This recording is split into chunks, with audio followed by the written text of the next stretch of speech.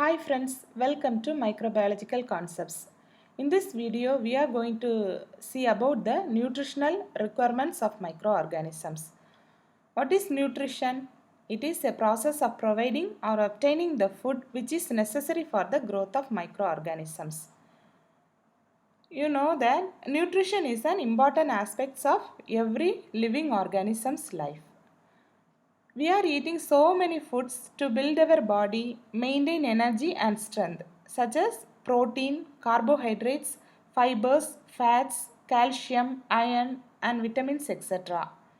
Likewise, these microorganisms also need some essential nutrients which is used for their growth and metabolism. So, let's see what are the essential nutrients needed for the growth and development of bacteria or the microorganisms.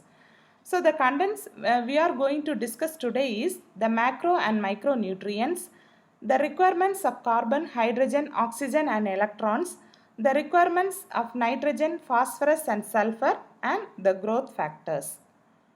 So watch the video till the end to know more about the nutritional requirements of microorganisms. If you are watching my video without subscribing my channel, please go and click the subscribe and bell button so that you will get notification when I post my next video. Okay, let's go into the video.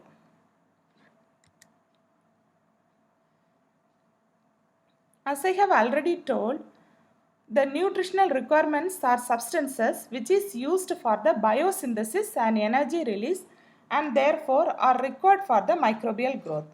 What is biosynthesis? Biosynthesis is the production of complex molecules within the living organisms or cell. So, these nutrients are essential for the microorganisms for its biosynthesis and energy release. So, bacteria can be grown in the laboratory in culture media. So, what is culture media? The media which is required for the growth of the microorganisms. This culture media is designed in such a way to provide all the essential nutrients for the growth of the microorganisms. The nutrients are of two types. What are they? They are the macronutrients and the micronutrients. Macronutrients. From the name itself, we can understand that macro means large. So, this type of nutrients is present in these nutrients are required for the microorganisms in large quantities. So, it is named as the macronutrients.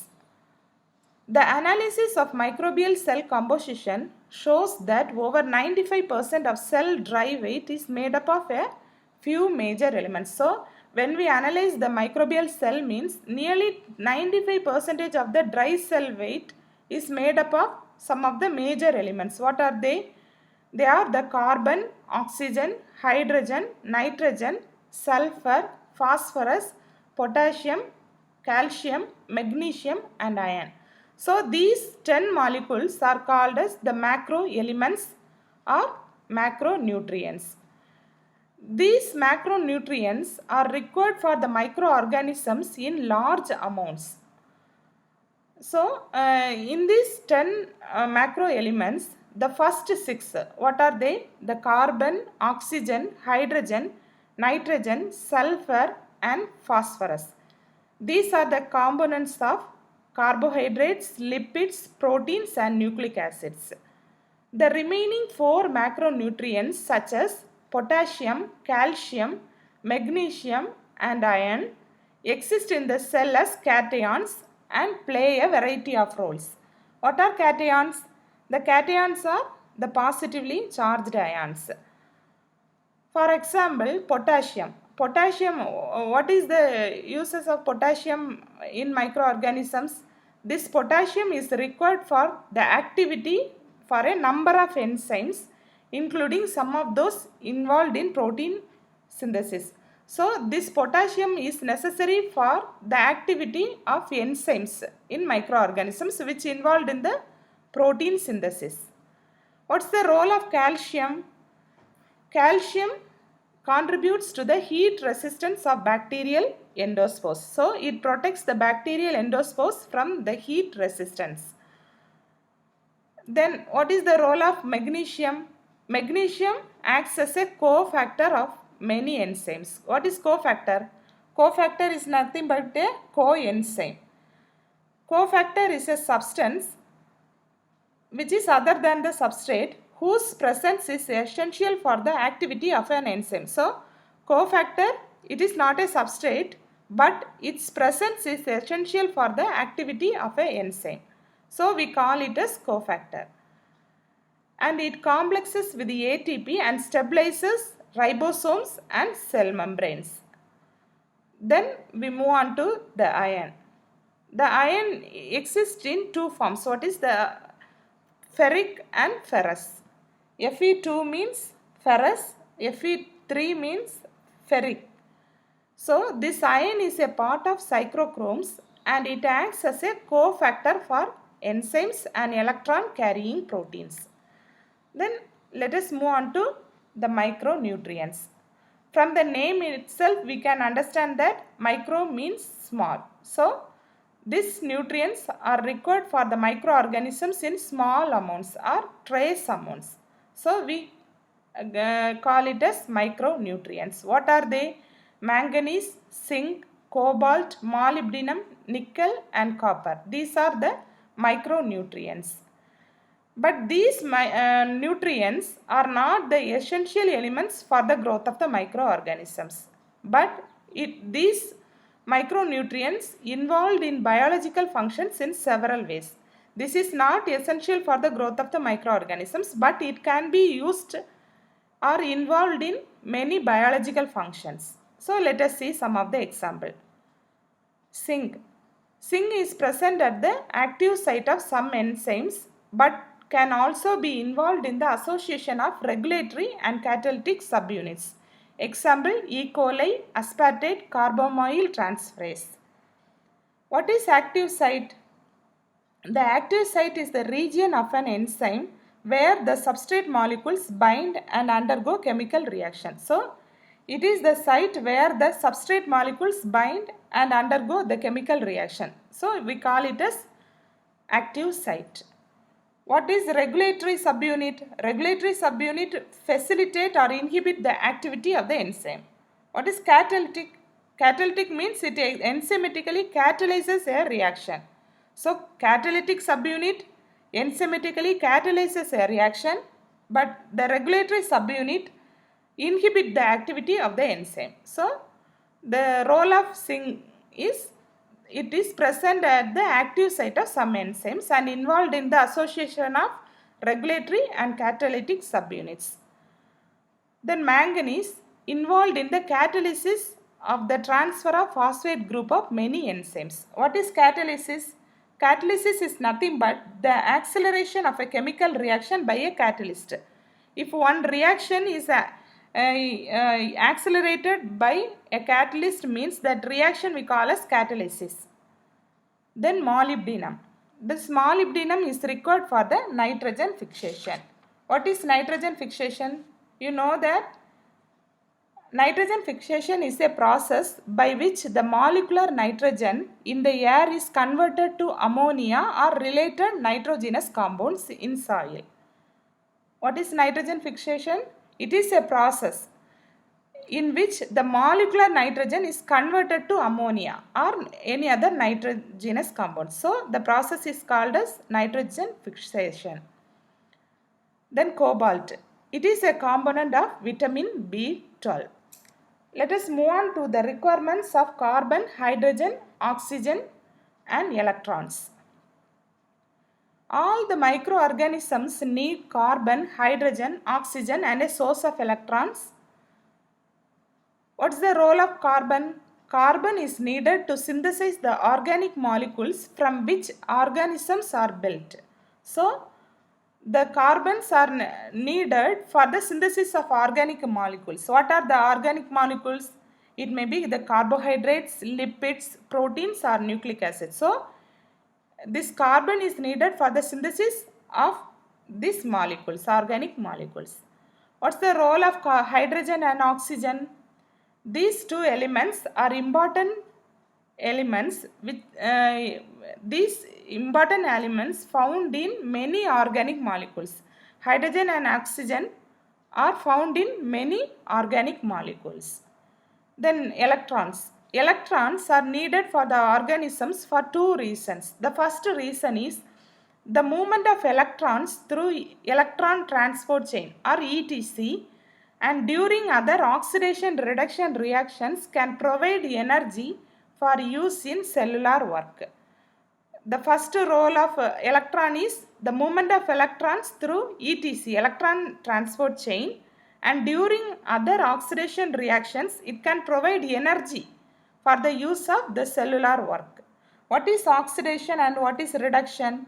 Oxidation is the loss of electrons, or we can say as it is an increase in the oxidation state of an atom. What is reduction? Reduction means gain of electrons or decrease in the oxidation state of an atom. Then the second role of electron is these electrons are also needed to reduce molecule during biosynthesis. The electrons help to reduce the molecules from one state to another during the biosynthesis process. For example, the reduction of carbon dioxide to form organic molecule, we need electrons. Then we move to the requirements of nitrogen. The nitrogen is needed for the cell for the synthesis of amino acids, purines, pyrimidines, some carbohydrates and lipids, enzyme cofactors and other substances. So nitrogen is important for the synthesis of all these factors. Many microorganisms can use the nitrogen in amino acid. Many microorganisms use nitrogen as amino acids from the amino acids.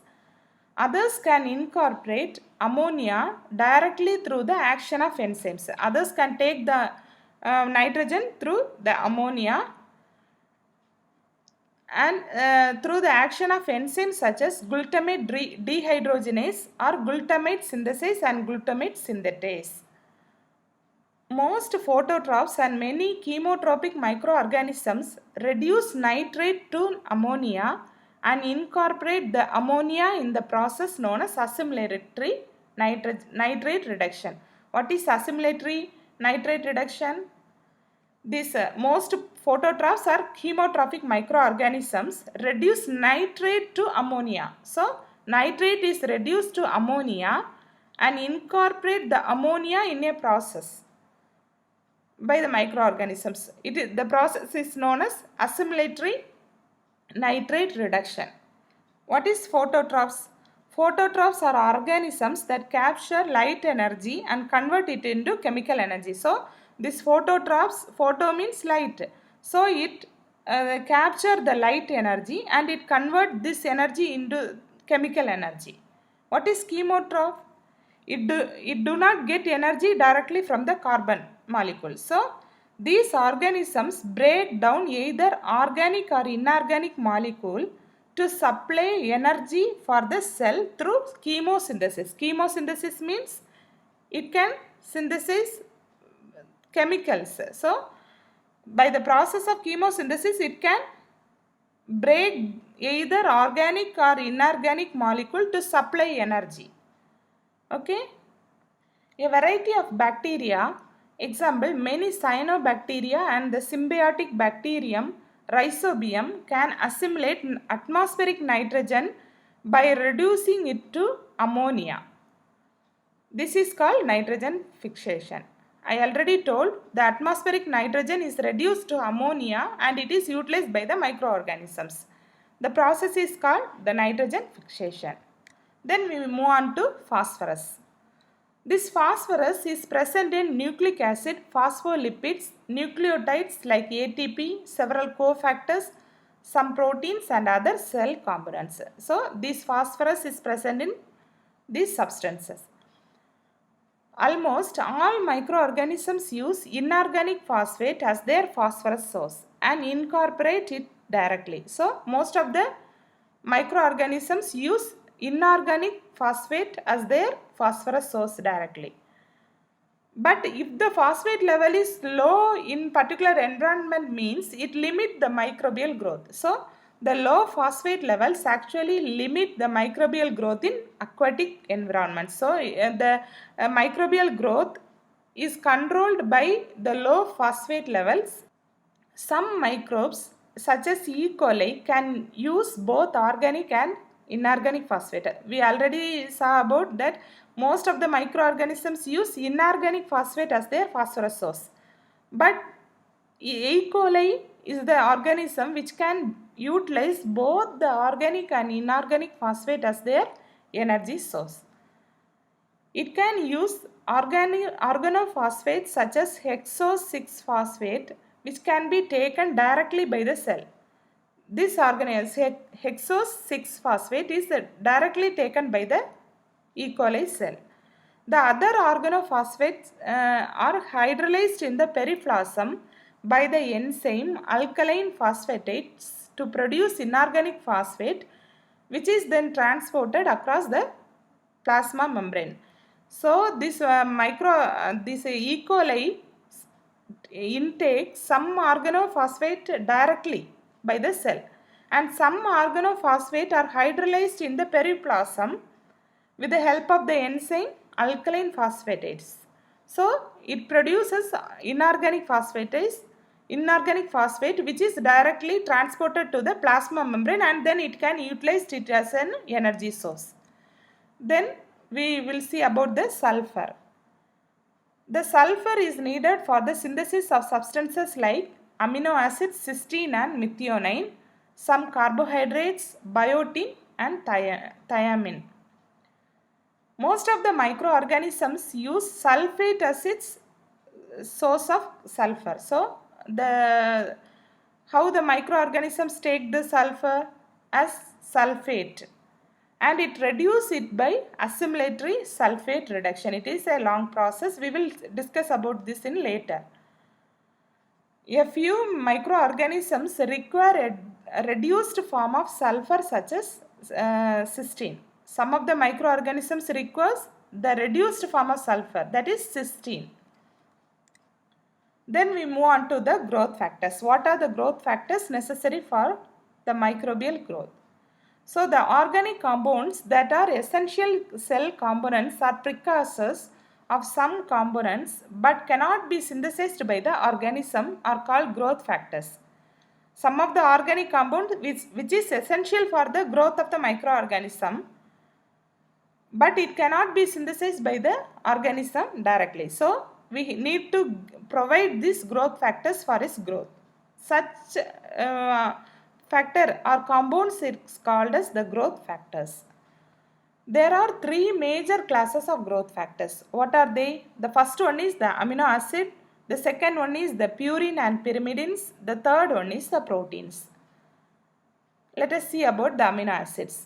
The amino acids are needed for protein synthesis, purines and pyrimidines for nucleic acid synthesis. So the amino acids are required for the protein synthesis. The purines and pyrimidines are required for the nucleic acid synthesis. The vitamins, what are vitamins? Vitamins are small organic molecules that usually make up all the part of enzyme cofactors and are needed in only very small amounts to sustain growth. So these vitamins are the small organic molecule which is needed by the microorganisms but in less quantity to sustain the growth. Some bacteria like E. coli do not require any growth factors. They can synthesize all essential purines, pyrimidines, amino acids and vitamins, starting with their carbon source as part of their own intermediary metabolism. So most of the organisms required any growth factors like amino acid, purines or pyrimidines or vitamins for their growth. But some of the bacteria like E. coli do not require any growth factors because they can synthesize all the growth factors what they want.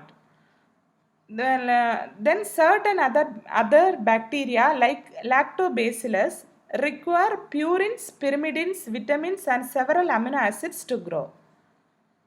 These compounds must be added in advance to culture media that are used to grow these bacteria. So when we want to grow this lactobacillus means at that time we will provide these nutrients or the growth factors in advance to the culture media to support the growth of lactobacillus.